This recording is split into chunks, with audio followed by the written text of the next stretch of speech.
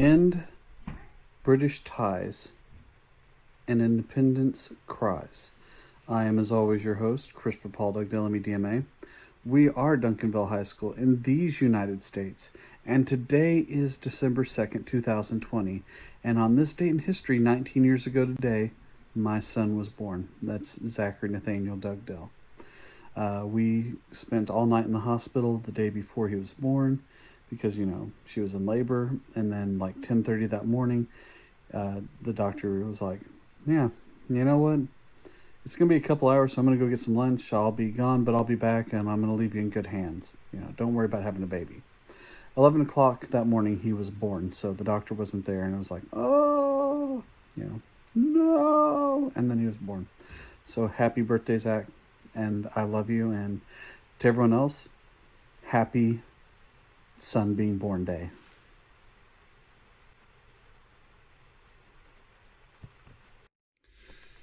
This unit that we're entering right now is one of the most influential time periods in history as far as revolutions are concerned.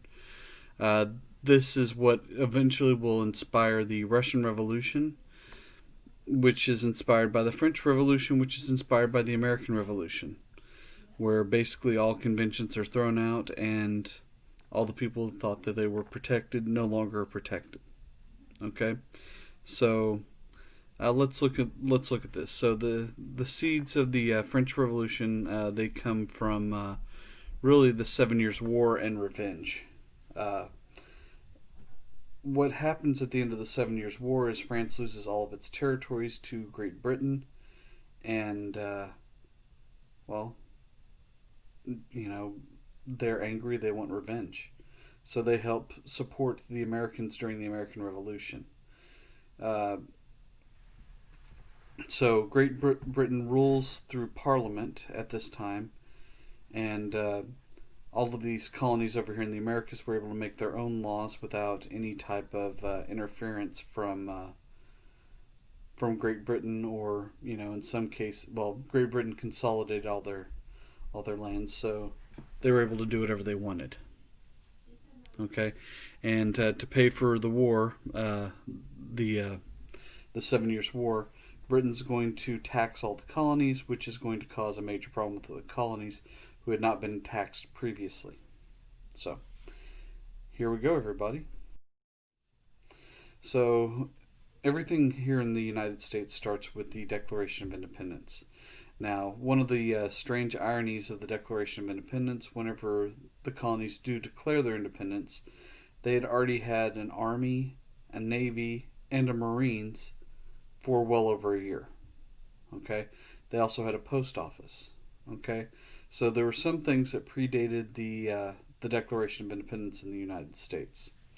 So Jefferson was the one who wrote the Declaration of Independence, but he had many ideas from some other men, such as Benjamin Franklin, John Adams, who would later give the framework for the American government that we still have today. Roger Sherman, who really is almost a lost founding father. He was the one who, he comes up with a lot of concepts for this, helps write the Articles of Confederation, and ultimately, whenever there's a battle between the large states and small states in the Americas, he comes up with the Connecticut Compromise or Great Compromise. Now, he's greatly overshadowed by the fact that he also comes up with the Three-Fifths Compromise. And, I mean, we can fault him all we want for that, but some of his other ideas were brilliant. And also John Livingston, okay?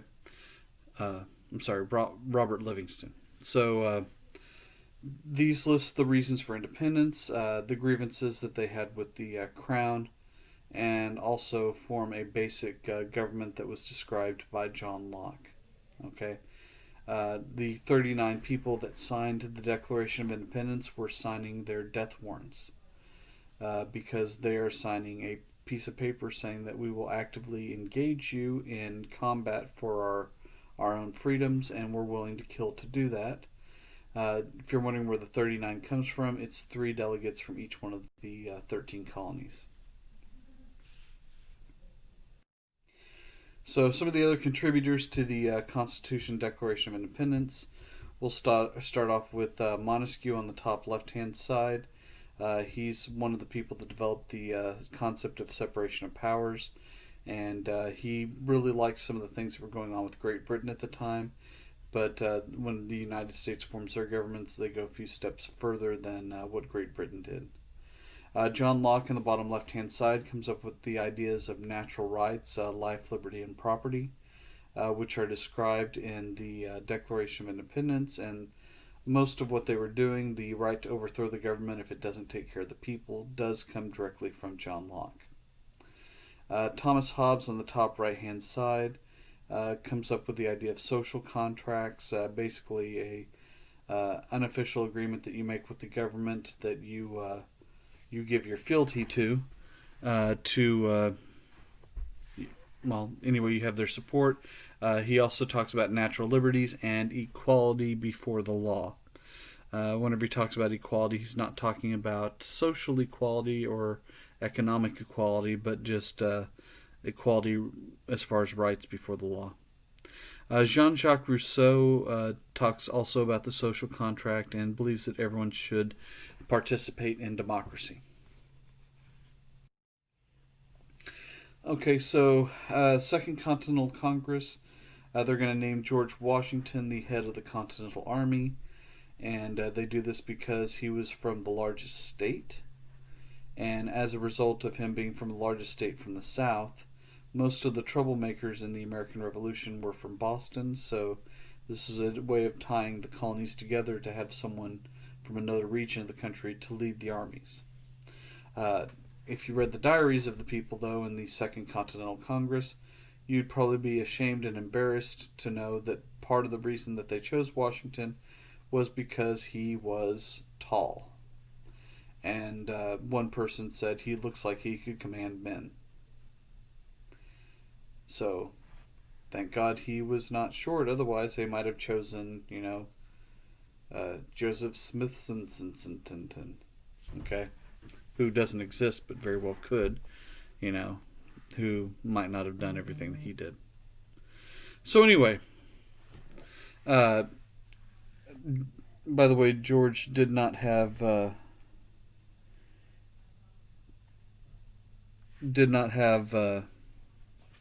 all the experience that he needed, but he did have some experience fighting in the 7 Years' War. Okay, I'm moving forward. Sorry, everyone. Loyalists or Tories. So, anyway, about 20% of the people that were in the colonies were were in favor of the king. They were loyal Americans to the British Crown. They didn't believe that you needed a revolution.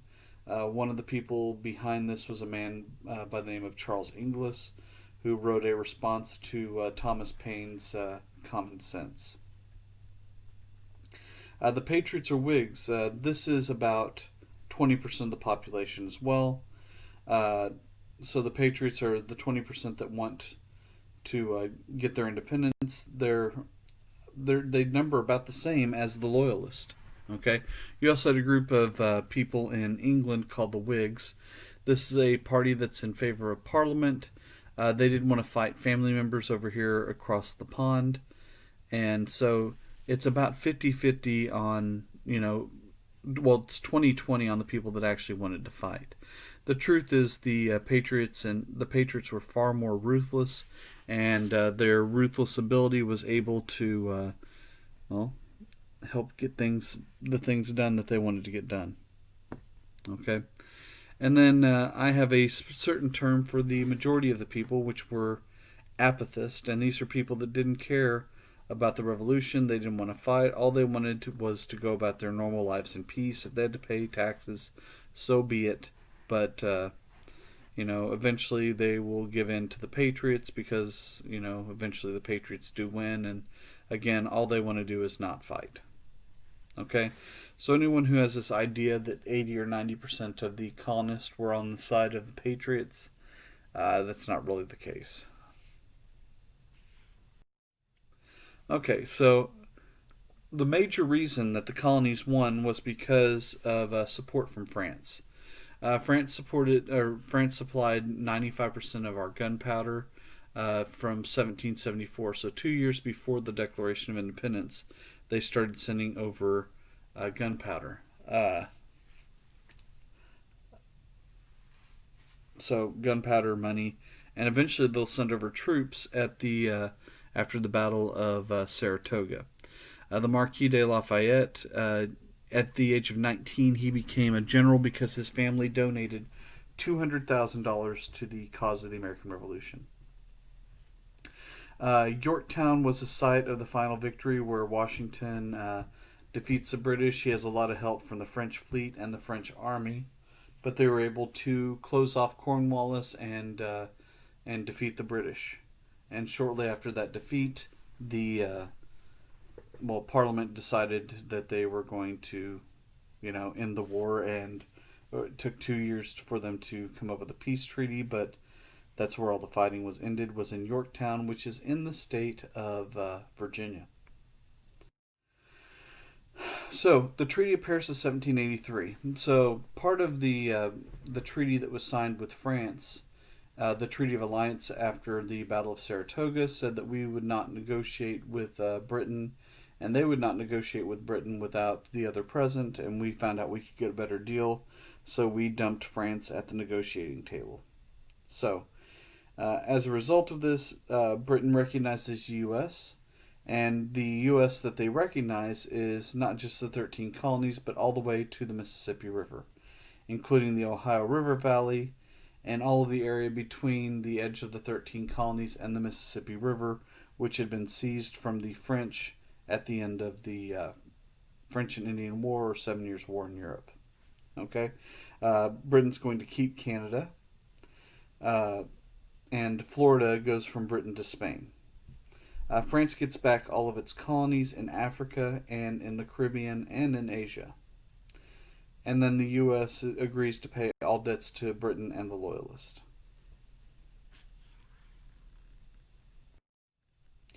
So the United States establishes a new government. This is with the Confederation Congress that met once a year, but they're going to have the power to declare war, raise armies, and sign treaties. Okay? The Confederation Congress was the main power of the government, and it makes it very difficult for the government to do anything because, they only met once a year, and so if someone were to invade in the interim between the time when Congress met, their armies would be faced with small militias instead of a centralized army, which would mean that someone could overrun the U.S. pretty easily.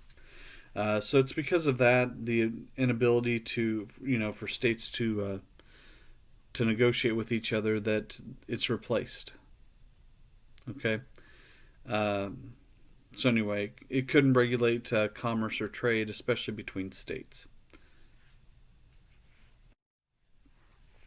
So when it's replaced, the main idea is to preserve the Union, make a stronger national government that can tax people, have a national army when needed.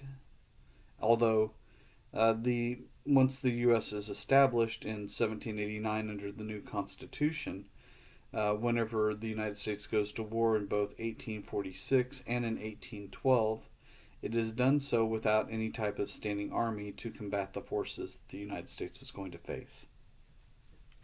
Okay? They needed the new government to regulate foreign and domestic trade, create a national currency.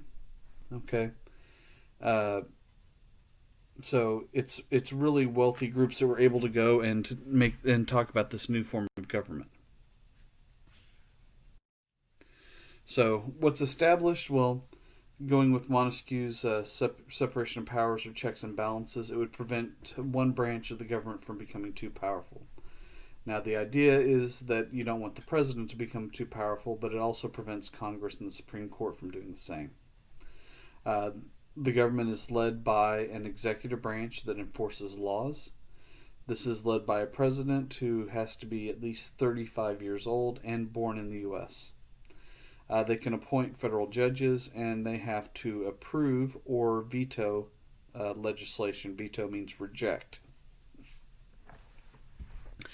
The legislative branch is the group that makes laws. They have two houses of Congress, the House and the Senate. Now, the House is responsible for all tax bills since it represents the people most directly. Since population's based on representation. Okay, and the Senate's more of a prestigious house because there's a limited number of members. The judicial branch, they're responsible for interpreting federal law. They also would decide whether or not the president is properly administrating his or her job. And this is set up a lot by the Judiciary Act of 1789. Federalism. This is a type of government that was set up. This divides power between central, state, and local government. Okay? Now, laws made by the federal government in Washington, D.C. supersede all laws made by other regions, but then it goes in turn where if something's not covered by federal law and you're in a state, then the state law would be supreme over any other laws. And then down underneath state law would be local law. So this would be your curfew, seatbelt laws, traffic laws, whether or not you get a ticket for being on a cell phone while you're driving. So those type of things all fall under local governments. The Bill of Rights. This is an idea to protect people from items not mentioned in the Constitution. The Constitution becomes a living document at this point and is better suited to meet the needs of the people because you can change it over time. Although changes are not easy, you need basically there's a two-step process for adding an amendment or change to the Constitution. Okay, first you have proposal. This is where 2/3 of Congress or 2/3 of the states come together and 2/3 of all the states make this agreement, or 2/3 of the members of Congress make this agreement. And once it's approved by 2/3, then it goes on to the second phase, which is ratification. And this is where 3/4 of the state legislatures or states will approve the amendment. So there's more than one phase to it. Okay, and it can be proposed and not ratified. Just so you know. Okay, so let's look at our amendments real quick. Again, these are the first 10 that, there have been hundreds and hundreds of court cases over all of these. Okay, so at the very top you have the First Amendment, which is over freedom of speech. This is the right to express political ideas. Okay, so you can say something, but you can still be fired from your job, but you can't be arrested for saying something. Okay, freedom of the press, freedom of assembly. So, freedom of the press basically protects the press's right from printing truthful stories. Freedom of assembly means that groups can meet, which means that the KKK is allowed to meet, yet they're not able to carry out terrorist actions. So that may sound like a little bit of a conflict there, but it's meant to create all types of groups in the United States. And it was not formed for the KKK because the KKK didn't exist for about 100 years after this. You have freedom of religion, and you have the right to petition the government. The Second Amendment is the right to bear arms, or the right, to own a gun. The Third Amendment, no quartering of troops. This is all because during the period leading up to the American Revolution, the British were trying to house troops in American homes. The Fourth Amendment protects people against unreasonable searches and seizures. And that has to do with the writs of assistance during the American Revolution. The Fifth Amendment, you have double jeopardy. You cannot be tried for the same crime twice. However, if, I killed Steve and they found me not guilty in criminal court, his family could still sue me for, the wrongful death of that member if they could prove that I did that. Okay? So double jeopardy protects you from being tried over and over again for the same crime, which could wipe out, all of the money that you have. Due process of law, that the law will follow all the steps, you know, to ensure a fair trial for you. Eminent domain. This means that property that you have could be seized by the government, but only if they fairly compensate you for said land. Sixth Amendment is speedy trial. They can't hold you in court for 10, 20, 30 years. They have to try you as quickly as possible. The Seventh Amendment. This ensures you have a trial of a jury by your peers. During the period leading up to the American Revolution, if you did anything that made the British upset, they could arrest you and send you to Halifax in Canada, where you'd be held until you went to trial, and that could be 20 to 30 years. The Eighth Amendment, no excessive bail. They can't charge you $50 billion to get out of jail. They also can't give cruel or unusual punishment, like you did this wrong, so we're going to cut off both of your arms and on both of your legs. That's illegal. They can't castrate you if you raped someone. So there's things in place to kind of protect the rights of people, even sometimes when you think they don't deserve to be protected. The Ninth Amendment promises individual rights not mentioned in the Constitution. And for the 10th Amendment, federalism, all powers not in the Constitution, is reserved for the states. So, how does the American Revolution impact Europe? Well, the same year that the Constitution is ratified is when the French Revolution began. Okay? And it showed that all these different ideas that were being pushed around during the Enlightenment could actually be put together in a practical government. Okay? You could create a better world. Okay? The Marquis de Lafayette, he comes back with a lot of these concepts after fighting the American Revolution. Individual liberties, republicanism, popular sovereignty. Okay? And he joins what's called the Society of 30 Club.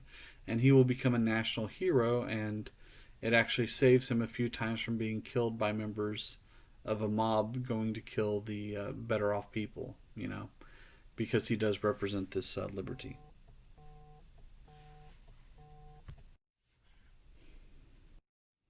So, this leads us to the end of today. I hope everyone had a good time today. Remember, no cocaine, no AIDS, no COVID. Okay, the big three C's. This is Christopher Paul Dugdale, MEDMA, and I am signing out. Have a wonderful day.